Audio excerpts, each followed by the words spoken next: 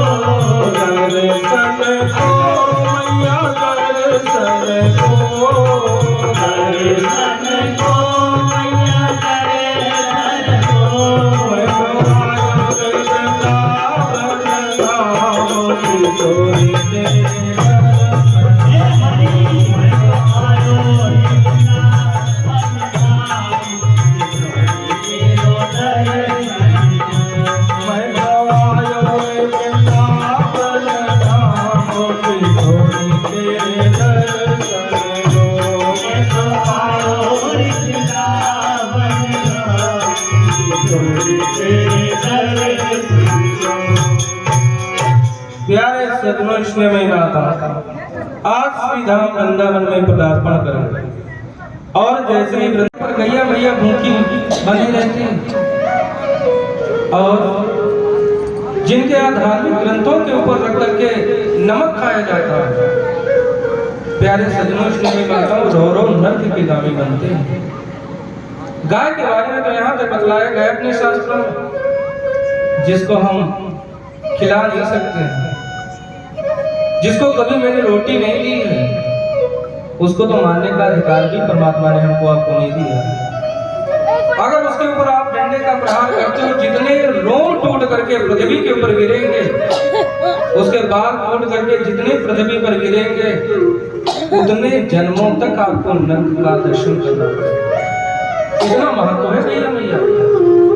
कन्हैया जी जब गैया के पीछे चढ़े तो तभी तो कन्हैया का नाम पड़ा था गोपाल, गायों को पालने वाला, गायों की रक्षा करने वाला।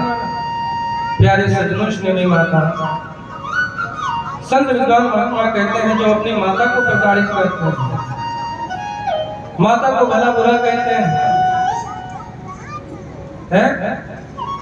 एक संत ने लिखा, माई के दुधवा जैसन दूसर मिठाई न मिली, सब कुछ मिल जाई पर दुनिया में माई न मिली।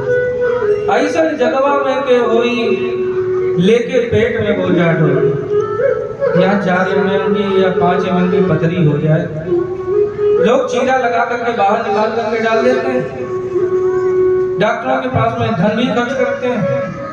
ये केवल माँ ही है। प्यारे सज्जनों, स्नेही माता जो 9 महीने आपको गर्भ में पालती है, कोख का खून पिलाती है, लम्हा करके पोस जमान दबा के आपन सब अरमान। प्यारे सज्जनों, स्नेही माता, मैया स्वयं गीले में सो जाएगी लेकिन अपने लाला को छाती से लगाएगी। संत विद्वान महात्मा कहते हैं, लम्हा करके पोस जमान दबा के आपन सब अरमान, ऐसा करन वाला दुनिया में भलाई ना मिली, सब कुछ मिल जाए पर दुनिया में माई ना मिली।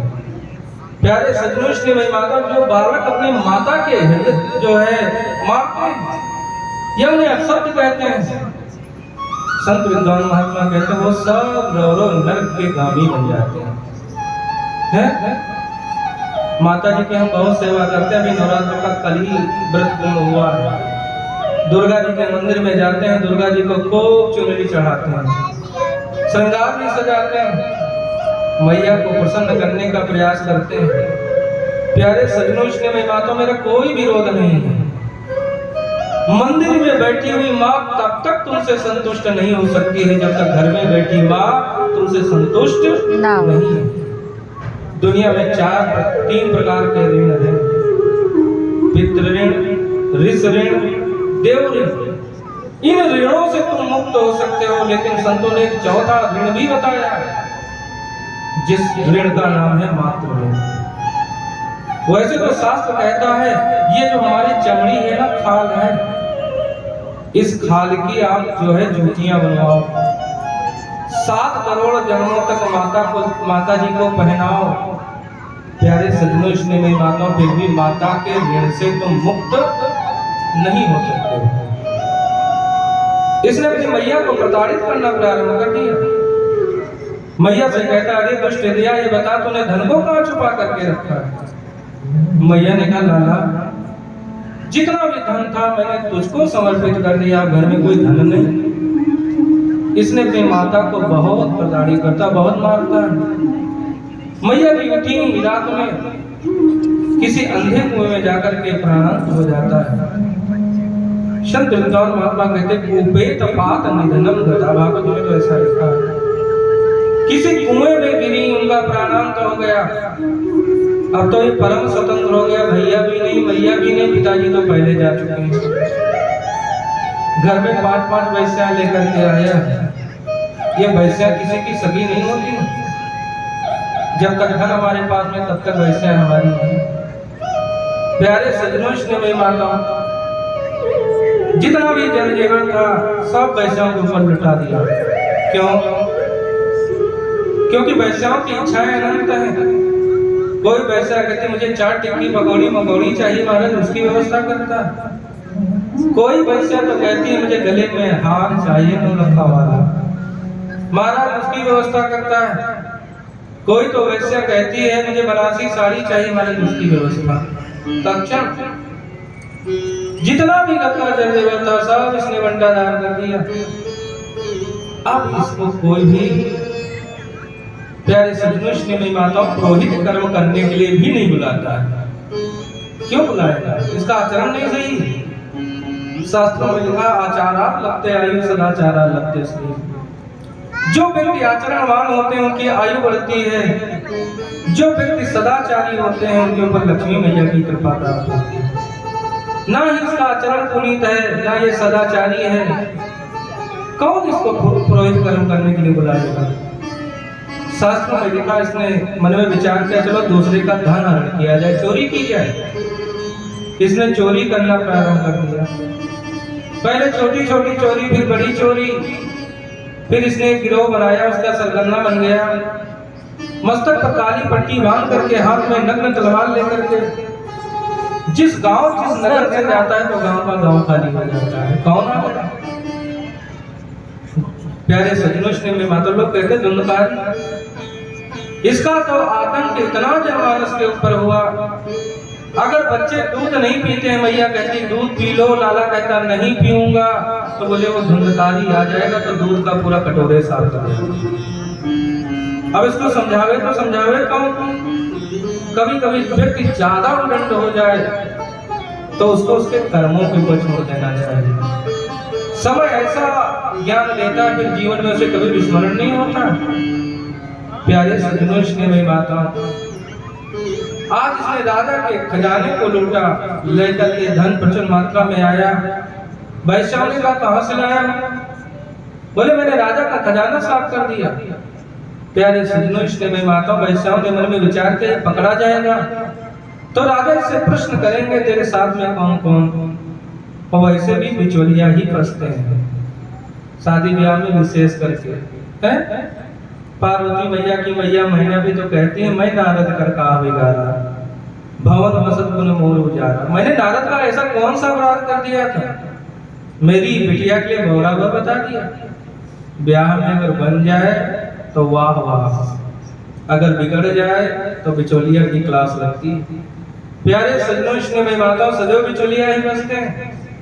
वैश्याओं ने भी मन में विचार किया ये फंसेगा तो राजा से पूछेंगे तो ये मेरा नाम भी बताएगा, खाने वाला कौन कौन, तो मेरा नाम, मुझे भी प्राण दंड होगा।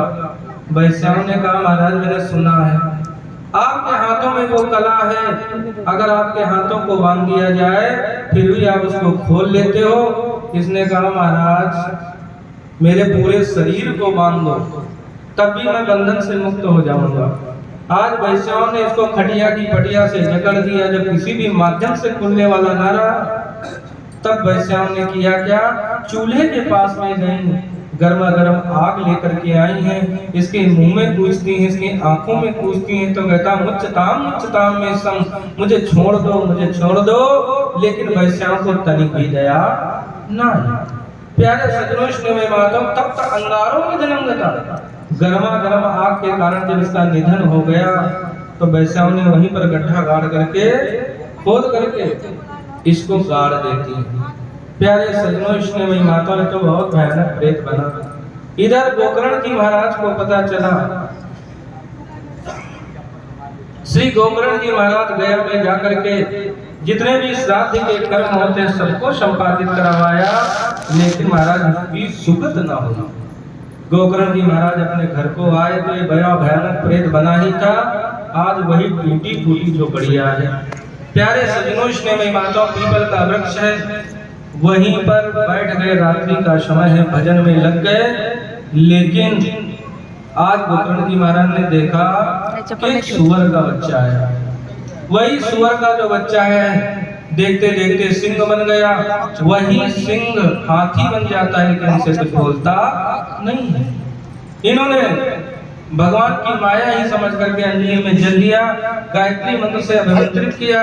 जैसे ही जल के छींटे उसके ऊपर लगाए, प्रश्न कर दिया, तो कौन? इसने कहा अहम भ्राता तदीयोस्मि धुंधकारी तनाम। भैया अहम माने मैं, मेरा नाम है धुंधकारी। अहम भ्राता, मैं तुम्हारा ही भैया।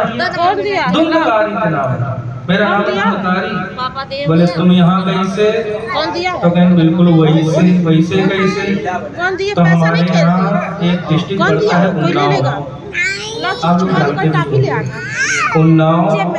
उन्नाव में गाँव पड़ा था बदरखा, जानते हैं? कौन दिया? यहाँ चंद्रशेखर आजाद जी पैदा हुए, गाँव का नाम है बदरखा। उन्नाव में गांव पड़ता है बदरखा। इस गांव में बड़ी कंजूस बूढ़ा रहा, कहीं तीरथ भरता। और तीरथ में बूढ़ा जी नहाने लगी, पाँव रखा, बूढ़ा जी चली गई तरका। रोए पीट गांव वाले सब लोग आए अपने अपने घर का। लेकिन बूढ़ा के बच्चे नहीं, लेकिन भैया जायदाद बहुत थी। अच्छा, जिसके धन होता है उसके नात रिश्तेदार भी बहुत हो जाते हैं। कोई कहे मेरी मौसियाँ, कोई कहे मेरी चाचियाँ, कोई कहे मेरी काकियाँ। पूरे गांव में बूढ़ा के तरही के कम से कम 16 जगह इंतजाम।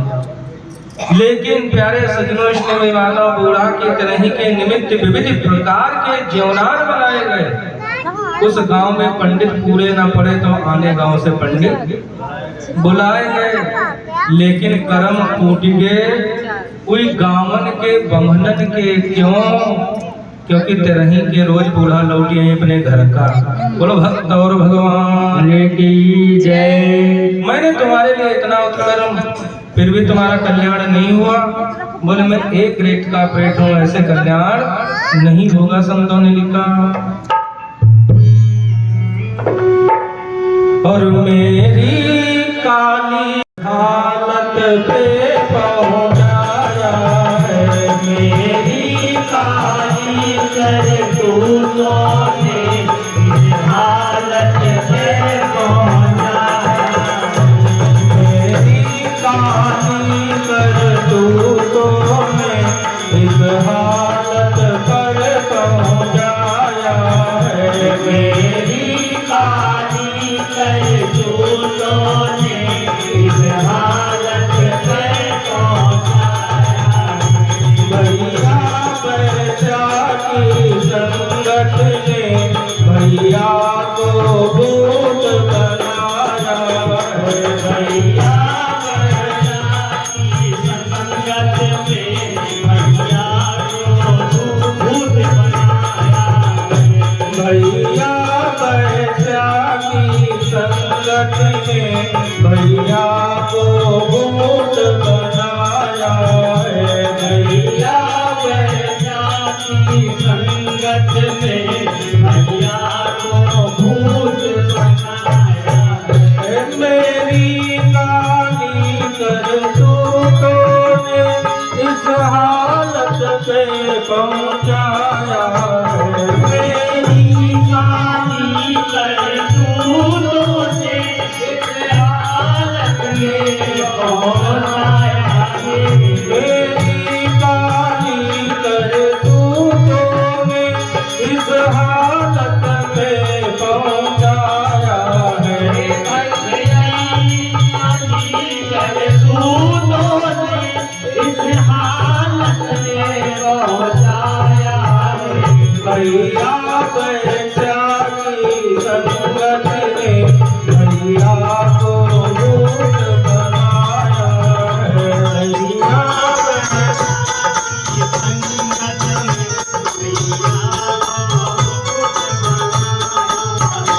भैया पैसा की संगत ने भैया को भूत बनाया है, भैया पैसा की संगत ने भैया को भूत बनाया है।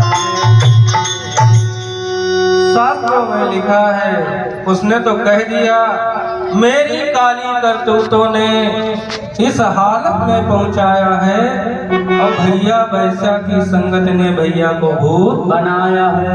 प्यारे सजनों में माता, इसलिए संत विद्वान महात्मा कहते हैं भजन करत बिटिया भरी, घर में बिटिया पैदा हो दूर ना मनायो। लोग कहते हमारा दहेज देना पड़ेगा। अच्छा हम एक बार बताएं, अगर मेरी बात मान जाओ तो दहेज नहीं देना पड़ेगा। भजन करत बिटिया भली और बिना भजन नहीं पूत।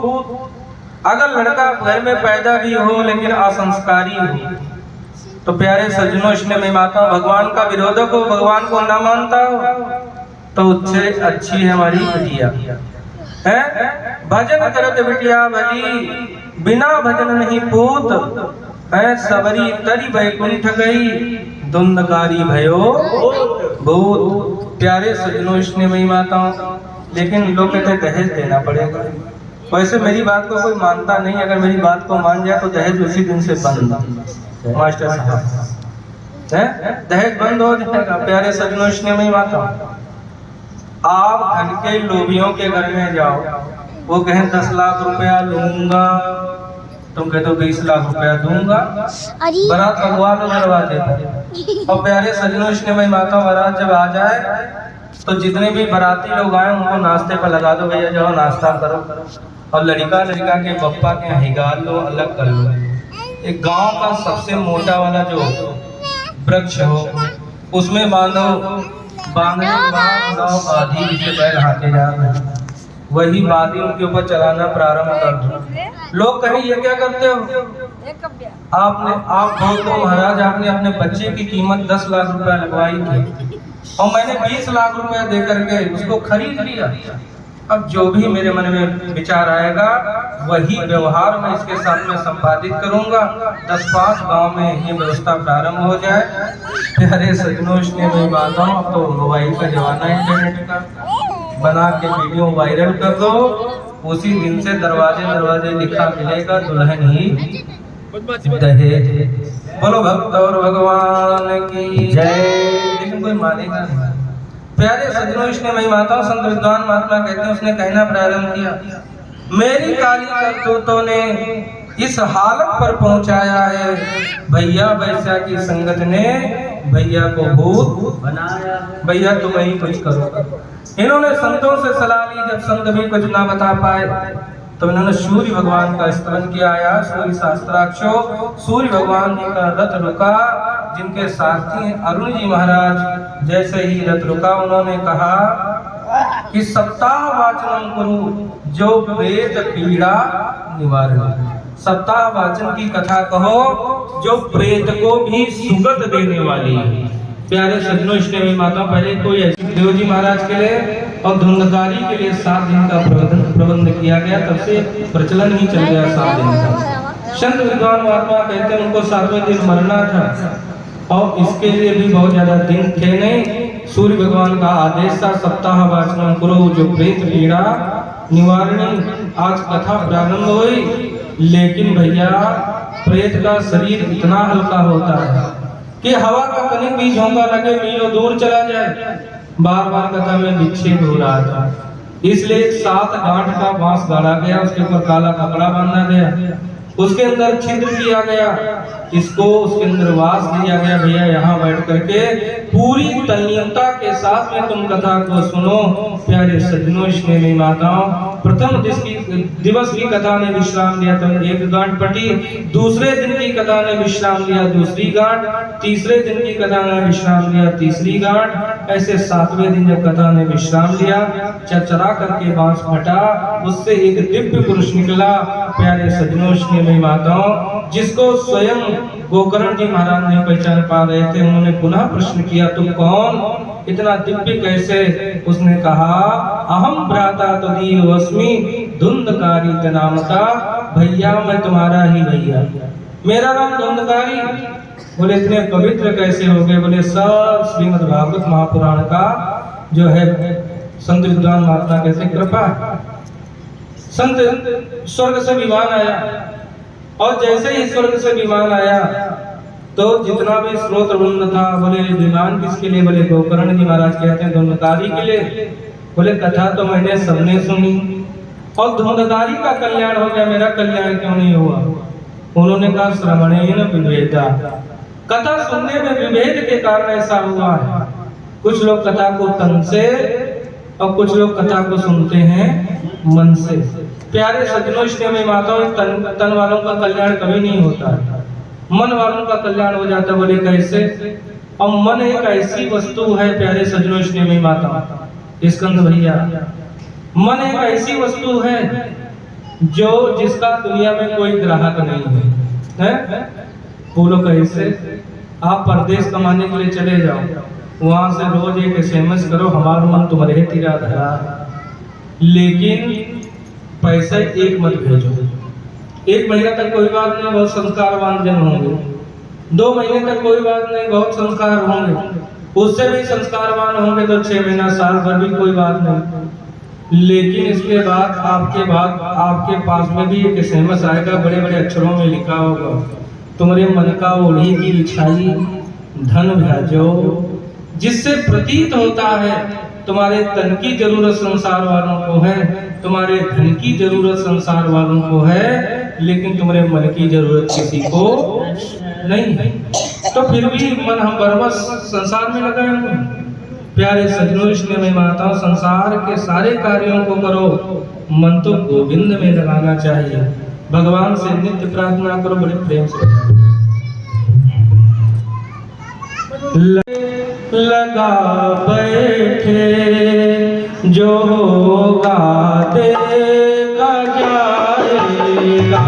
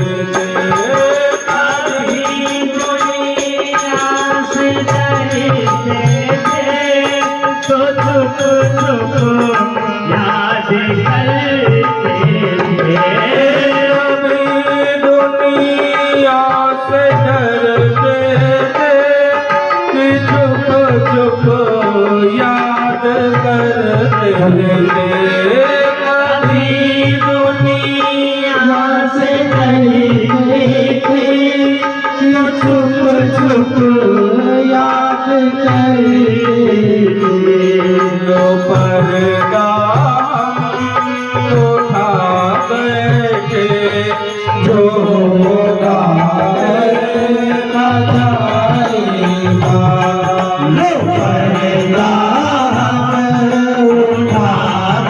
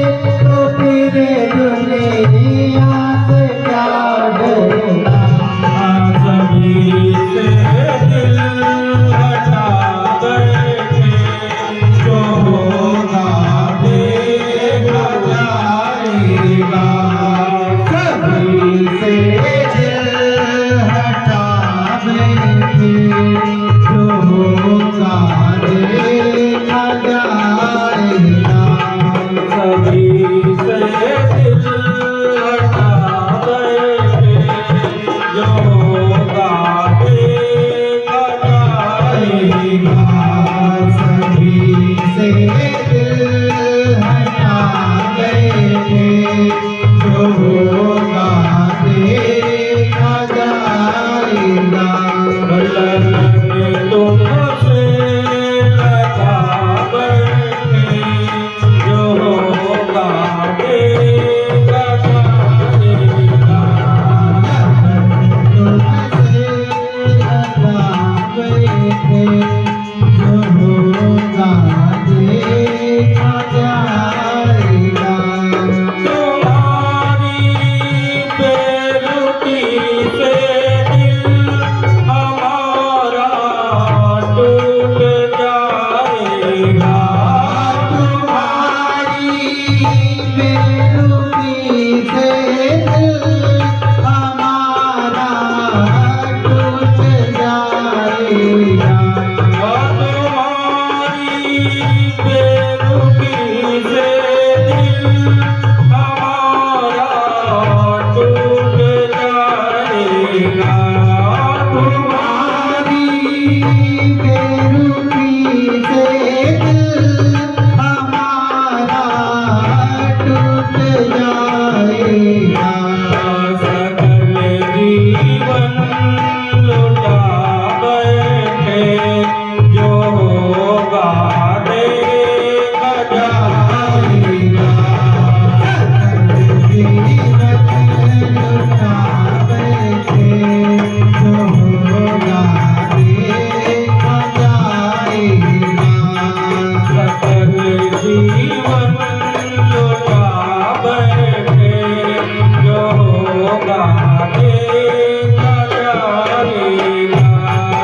सकल जीवन लुटा बैठे, जो होगा देखा जाएगा।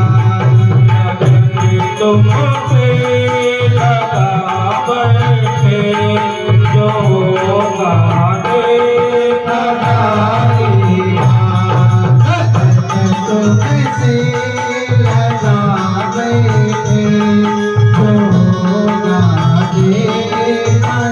जाएगा। तुम्हें अपना बना बैठे, जो होगा देखा जाएगा। तुम्हें अपना बना बैठे, जो होगा देखा जाएगा। लगन तुमसे लगा बैठे, जो होगा देखा जाएगा। लगन तुमसे लगा बैठे, जो होगा देखा जाएगा। तुम्हें अपना बना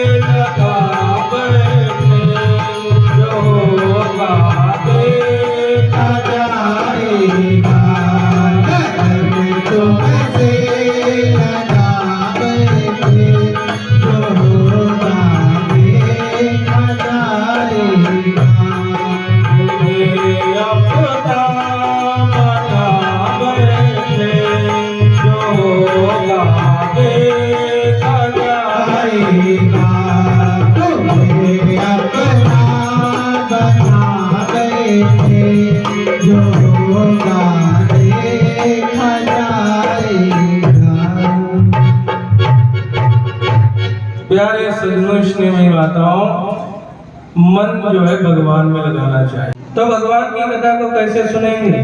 इसलिए 5 अध्यायों में उन्होंने महत्व की चर्चा की। जब धुंधकारी जैसे पातकी जन का कल्याण कर सकती है श्रीमद् भागवत महापुराण है, ज्ञान और वैराग्य को पुनः प्रतिष्ठित कर सकती है श्रीमद् भागवत महापुराण, तो हम आप तो भगवान के भक्त हैं, मेरा आपका कल्याण क्यों नहीं करेगी भागवत? इसलिए सर्वप्रथम 5 अध्यायों में महत्व की चर्चा। प्यारे सज्जनों, स्नेही माताओं, ऐसे कथा सुनने के कुछ नियम होते हैं। कौन से नियम हैं? बोले जितासनो जिस श्वासो जिस संगो जितेंद्रिय। कथा जब भी सुननी चाहिए तो एक आसन से बैठ करके कथा सुननी चाहिए, बार बार आसन नहीं बदलना चाहिए। पहले तो अपने आसन को जीतो, जितासन। प्यारे सज्जनों, स्नेही माताओं, शास्त्र कहता पहले आसन जीतना चाहिए।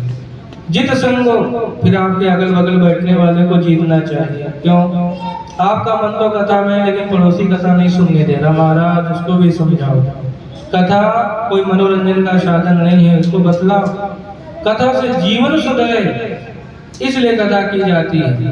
प्यारे सज्जनों, स्नेही माताओं, मेरे पुरखों को तृप्ति प्रदान हो, भगवान में मेरा मन लगे, इसलिए कथा को सुननी चाहिए। संत विद्वान महात्मा कहते हैं कथा में, वैसे तो श्रीमद् भागवत महापुराण की मैं बात बतलाऊं तो संत विद्वान महात्मा का ऐसा मत है कि कथा ये जो सुनाई गई थी परीक्षित जी महाराज को सुनाई गई थी, और परीक्षित जी महाराज को 7वें दिन जो है काल के गाड़ में जाना था, तो उनको भैया भगवान की कथा अच्छी लगती है, संसार का ये प्रपंच अच्छा लगता है, संगीत अच्छा लगता है।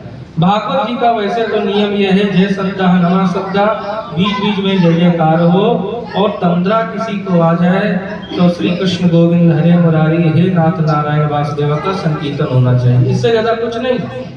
लेकिन लोगों ने कहा महाराज जैसे तंद्रा आ जाए तो बीच में हारमोनियम रख लो, थोड़ा सा हारमोनियम और तबला के साथ में कथा हो जाए। बोले ये सब सहज का काम करती, भागवत कड़वी दवाई है। और संत विद्वान महात्मा कहते हैं जैसे कड़वी दवाई किसी को खाना है तो उसमें शहद लगा दिया जाता है, जब शहद के साथ में आप उसको खाओगे तो आपका मुंह कड़वा नहीं होगा और आपको फायदा हो जाएगा। लेकिन लोगों ने किया क्या? बोले शहद ही चाटना प्रारंभ कर दिया। लोगों को ये पता चल गया कि शायद शहद से कल्याण होता है। भैया शहद से किसी का कल्याण आज तक नहीं हुआ है। कल्याण अगर कोई करता है तो उसमें मिली हुई दवाई करती है, तो दवाई है श्रीमद् भागवत महापुराण, और दवाई कभी सुगमता से खाई भी नहीं जाती है। प्यारे सज्जनों, स्नेही माताओं, कड़वी होती मन को परेशान भी करती है। संत विद्वान महात्मा कहते हैं लेकिन ये भागवत रूपी एक ऐसी दवाई है जो मन को हर्षित करती है। आज संत विद्वान महात्मा कहते हैं कथा के कुछ नियम बताए गए हैं। जितासनो जित सांसो जित संगो जितेंद्रिय, फिर प्राणायाम प्रत्याहार करना चाहिए। जित संगो जितेंद्रिय, 7 दिन के लिए कथा का जो अनुष्ठान का टाइम दिया गया हो उतने दिन ब्रह्मचर्य का पालन करना चाहिए। प्यारे सज्जनों, स्नेही माताओं, वो भी मनसा वाचा कर्मणा, मन से भी ब्रह्मचारी, तन से भी ब्रह्मचारी, और कर्मों के द्वारा भी ब्रह्मचारी। जितासनो जित श्वासो जित संगो जितेंद्रिय, स्थूलो भगवतो रूपा, जो हमारा ये स्थूल शरीर है, इस शरीर के अंदर भी 2 शरीर हैं, कारण और सूक्ष्म। प्यारे सज्जनों, स्नेही माताओं, कारण यातना के लिए होता है और सूक्ष्म शरीर जो होता है उसी को लोग मन बोलते हैं। संत विद्वान महात्मा कहते हैं सकन मनः कृष्ण पदारविंदयो, ये जो स्थूल शरीर इससे भगवान की सेवा करो, और जो सूक्ष्म यानी मन है वो कन्हैया के श्री चरणों में लगा दो, तो मेरा कथा कहना और आपका कथा सुनना दोनों सार्थक हो जाएगा।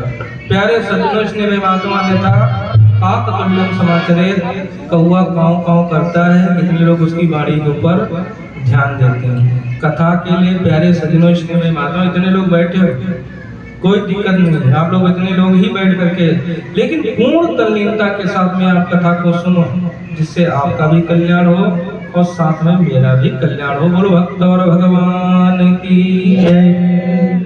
प्यारे सज्जनों, स्नेही माताओं, आज कथा के नियम बतलाए गए, और अगर कोई मनोकामना हो तो शास्त्रों में लिखा है पंडित जी के पास में जाकर के सुंदर सा मुहूर्त पूछ करके कथा का आयोजन करना चाहिए। अगर कोई मनोकामना नहीं है तो प्यारे सज्जनों, स्नेह माता, जिस दिन से आपको रुचे उसी दिन से कथा को सुनना प्रारंभ कर दो। है तदेव लग्नम सुदिनम तदेवम ताराबलम चंद्रबलम तदेवम, लक्ष्मीपति भगवान का स्मरण करके आप कथा प्रारंभ कर दो। किसी मुहूर्त की आवश्यकता नहीं, किसी जो है मंगल तिथि की आवश्यकता नहीं है। प्यारे सज्जनों, स्नेह माताओं, अब थोड़ी सी कथाएं महाभारत से आती हैं। जिस समय महाभारत का युद्ध संपन्न हो गया, भीम की गदा से दुर्योधन की जंघा भग्न हो गई, रण स्थल पर मृत प्राय पड़ा हुआ था, तो उसके पास में गुरु द्रोणाचार्य का पुत्र पहुंचा, जिसका नाम है अश्वत्थामा। भागवत जी में इसका नाम द्रोणी भी बतलाया गया है।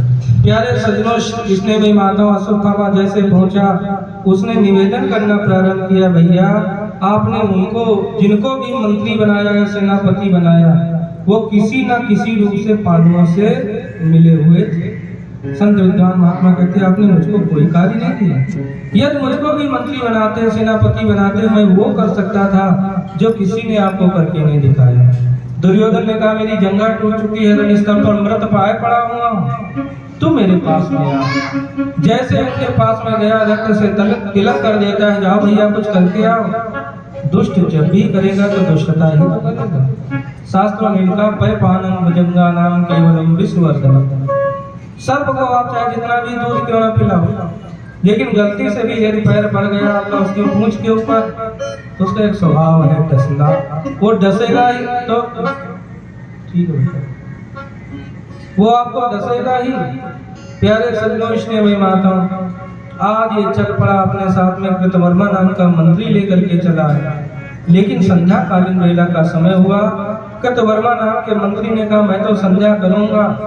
जैसे ही संध्या करने के लिए बैठे तो इसमें आज एक आश्चर्य देखा, एक बरगद का विरवा है। बरगद के विरवा के ऊपर 100 कौवे के बच्चे हैं, और एक उल्लू आया, उसने 100 के 100 कौवा के बच्चों को नोच नोच करके उसने खाना प्रारंभ कर दिया।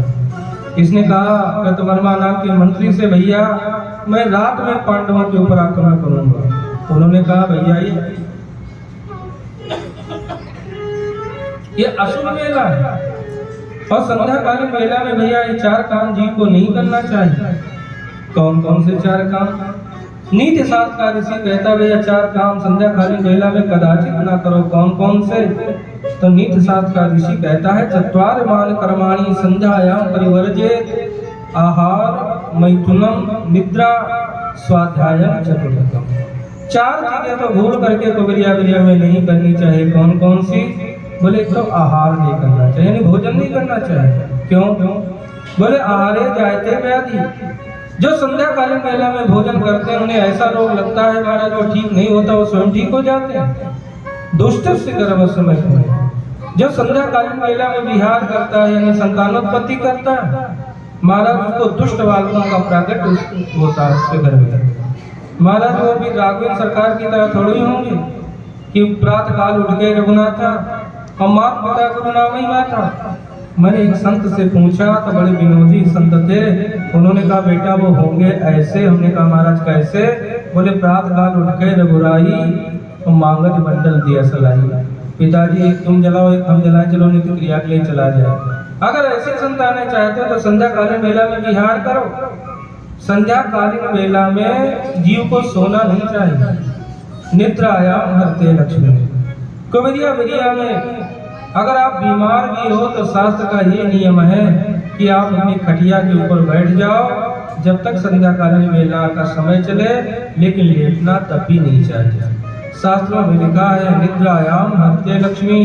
जो कबरिया बिरिया में सोते हैं और सूर्योदय के बाद में जगते हैं, शास्त्र कहता है जिसके दांत गंदे होते हैं, वस्त्रों से बदबू आती हो, ऐसे भगवान विष्णु ही क्यों ना हो, लक्ष्मी मैया उनका साथ छोड़ देती तो हमारी तुम्हारी कौन सी विश्वास है। दुनिया में यदि धनवान बनना है तो संध्याकालीन मेला में कभी मत सो। बोले संध्याकालीन मेला में चौथी चीज, बोले जीव को पढ़ना भी नहीं चाहिए। शास्त्रों में लिखा, निद्रायाम हरते लक्ष्मी। जो कबरिया बिरिया में पढ़ते हैं उन्हें संत विद्वान महात्मा कहते हैं स्वाध्यायम मरण ध्रुव। उन्हें मरण के समान क्लेश की प्राप्ति होती है। आज मेरे देश का दुर्भाग्य यही है कि संध्याकालीन वेला में ही सारे कोचिंग वाले सेंटर हैं। हमारे बच्चों के पास में डिग्रियां बहुत हैं, लेकिन बच्चे हमारे विवेकवान हैं या बुद्धिमान हैं, ऐसा कदाचित नहीं कह सकते। प्यारे सज्जनों, इसलिए माताओं में संध्याकालीन वेला में करना क्या चाहिए? शास्त्र का नियम समय भूत भावन शंकर भ्रमण करते हैं और जिन जिन पुरुषों को इन कार्यों में अनुगत देखते हैं